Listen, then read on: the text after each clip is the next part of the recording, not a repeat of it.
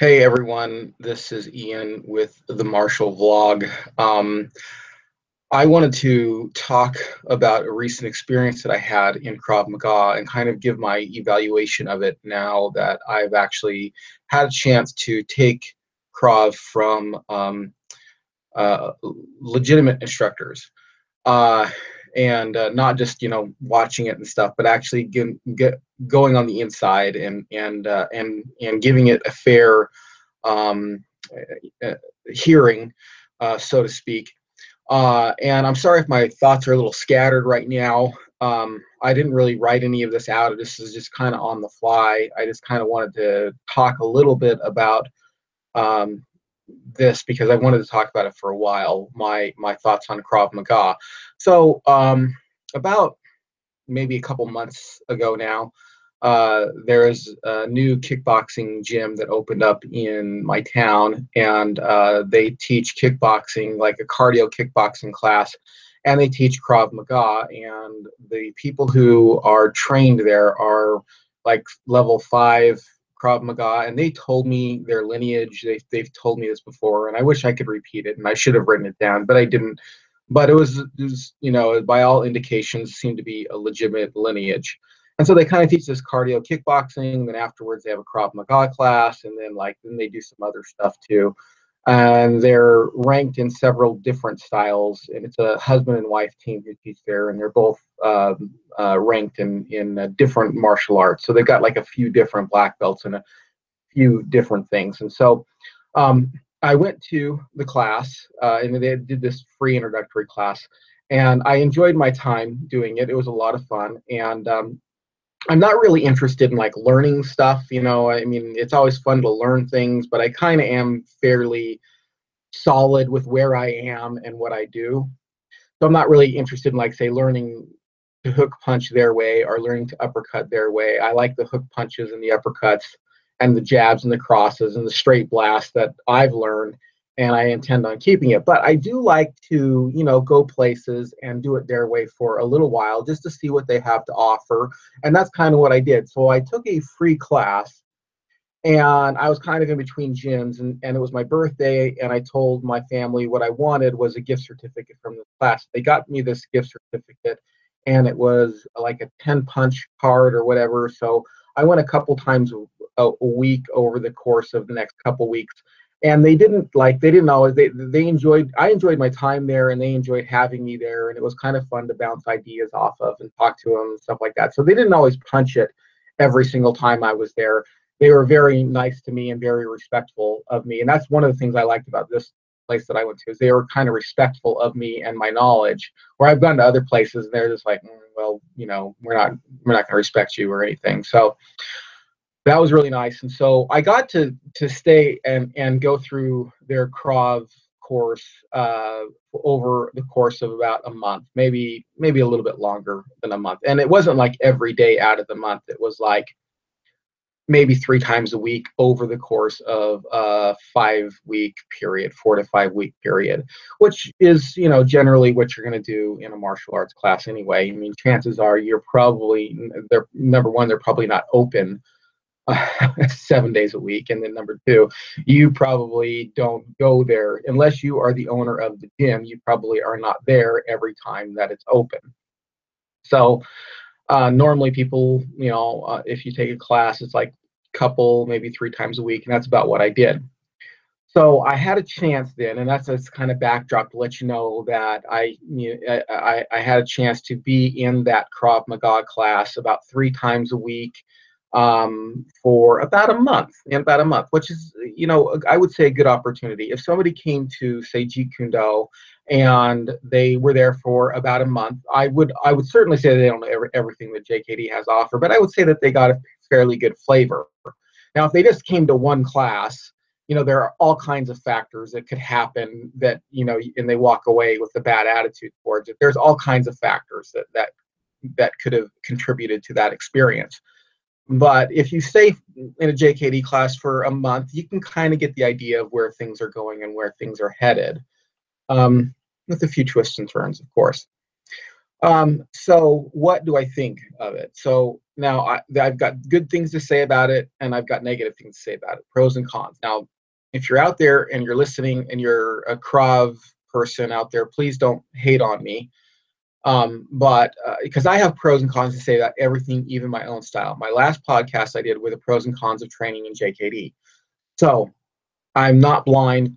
Everybody has pros and cons, and all I'm asking for you is for you to not be blind either. So, what are the pros and cons from what I've experienced? And again, I have to say that I've only experienced it personally for about a month. Well, I have to say on the pro side, and again, this is in no particular order. This is just, the thoughts as they're coming to me. On the pro side, I have to say that I like the aggression and the attitude of what they want to instill in the students for street level self defense. Okay, so that was really good. They want you to punch the bag and kick it hard and be vicious and mean and get yourself, because their idea is to survive. Their idea is just make sure you live and the other person can't hurt you. And so the aggression of it was great, was spot on. Now, of course, there might be some legal ramifications of that. So if you blitz out and punch somebody 100 times in the face and end with a throat shot to them, this is not wartime. This is not the battlefield. This is on a street. So you might be dealing with some legal ramifications. But quite honestly, I would rather have somebody be on 10 and then drop down to an appropriate level than to be on 1 and try to raise up. And the reason for that is that you don't know what the other person's intentions are. And if you start on 10, you obviously don't have to kill them. You can drop down. But if the other person is trying to kill you and you start on 1, you're starting kind of in a light situation, and the other person's going, "Hey, I'm going to kill you." You can be in some serious trouble.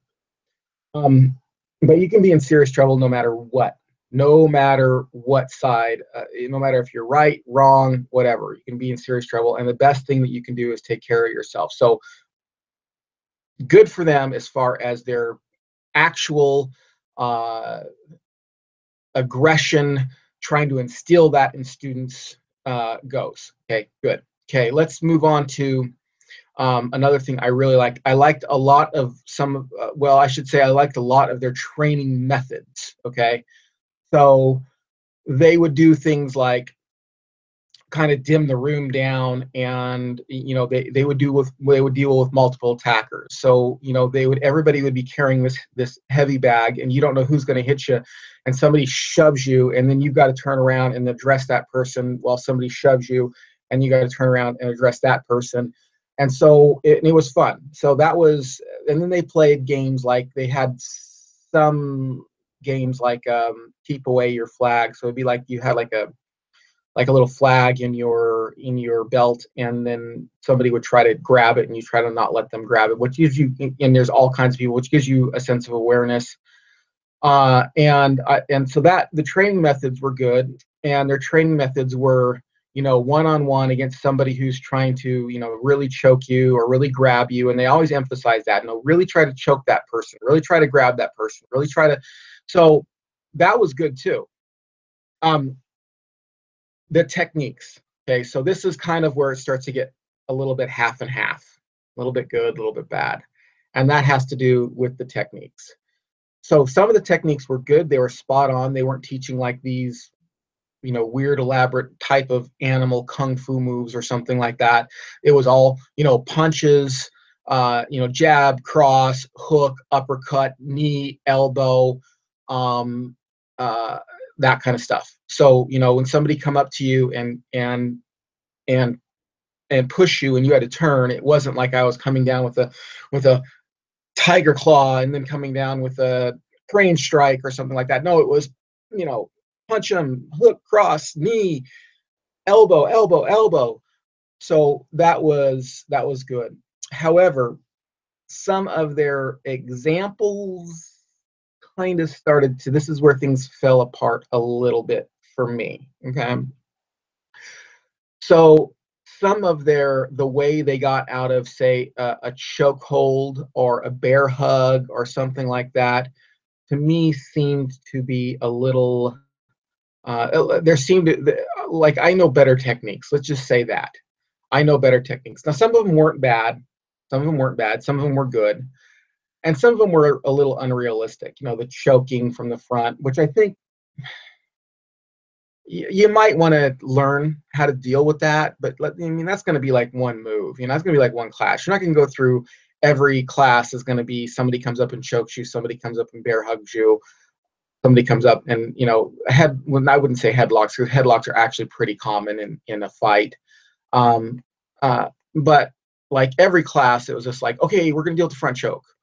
Not every class, but a lot of classes were like, we're going to deal with front choke. I was like, okay, well, first off, how you dealt with front choke's not how I would deal with the front choke. I think my moves are better.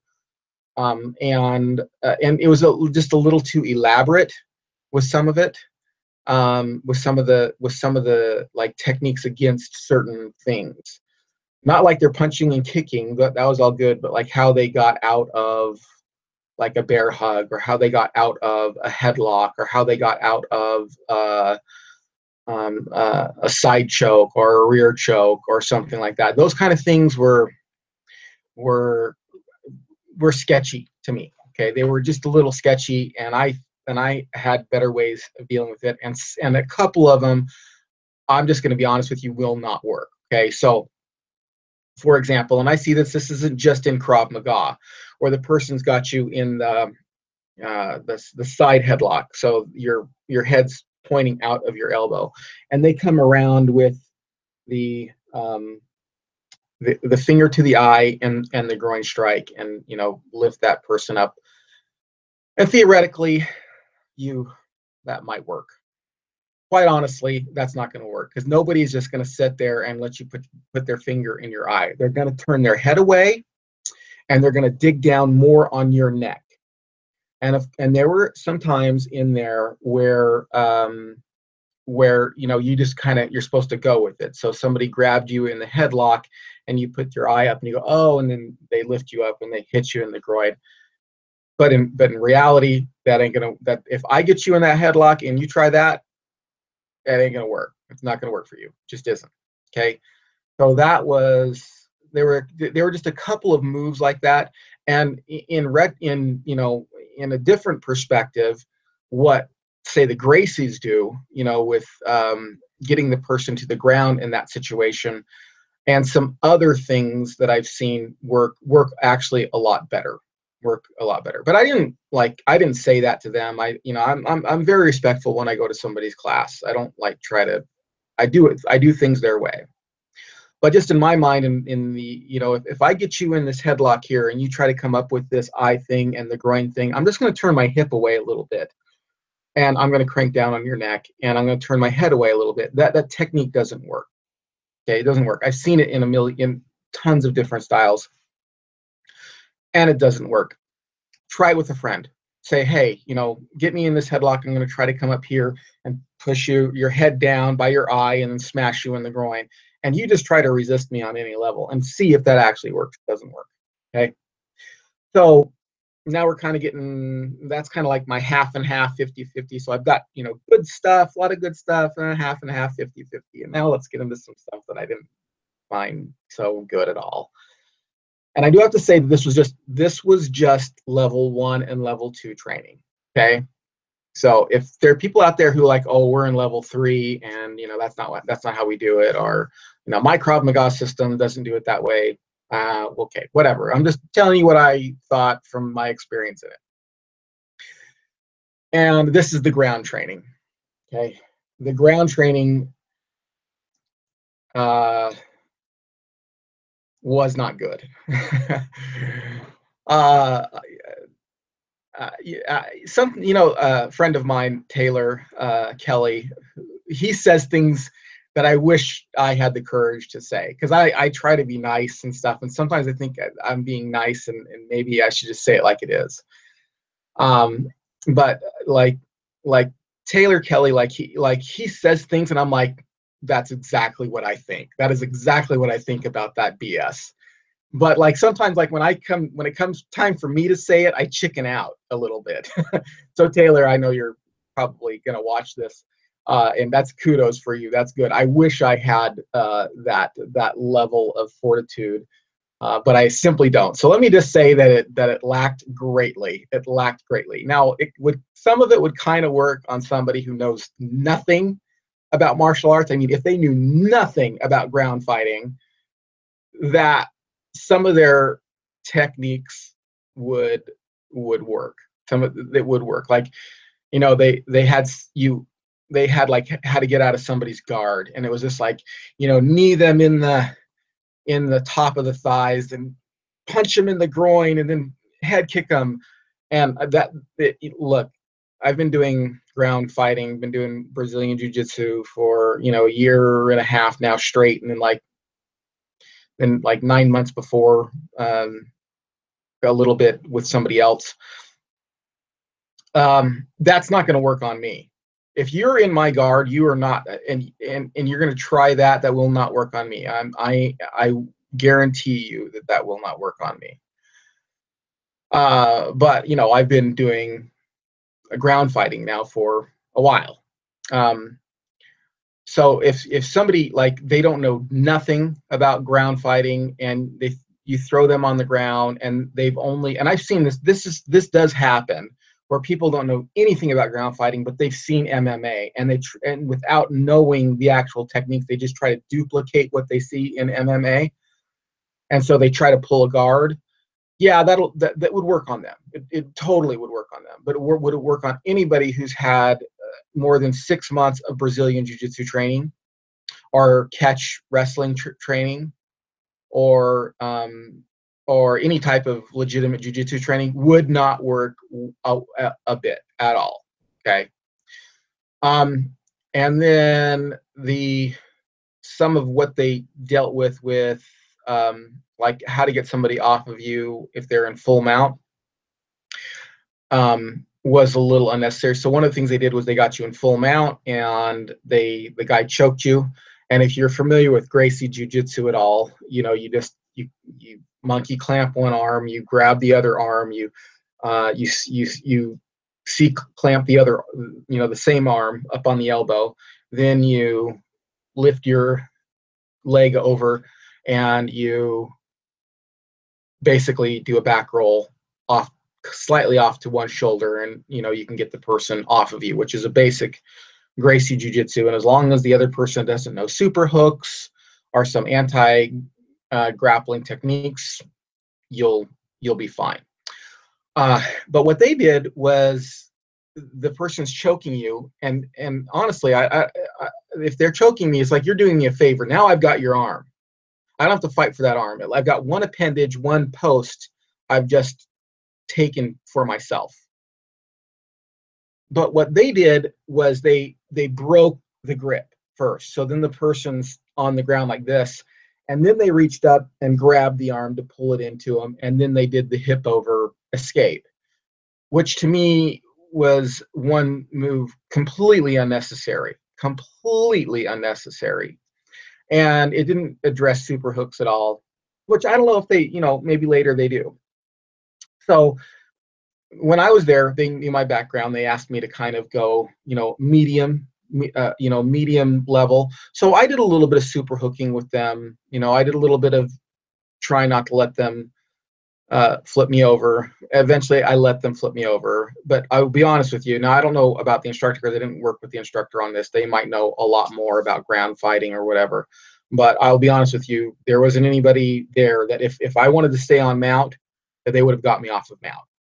The only reason they got me out of mount and into my guard, from the hip over technique, was because eventually I wasn't fighting as hard as I could.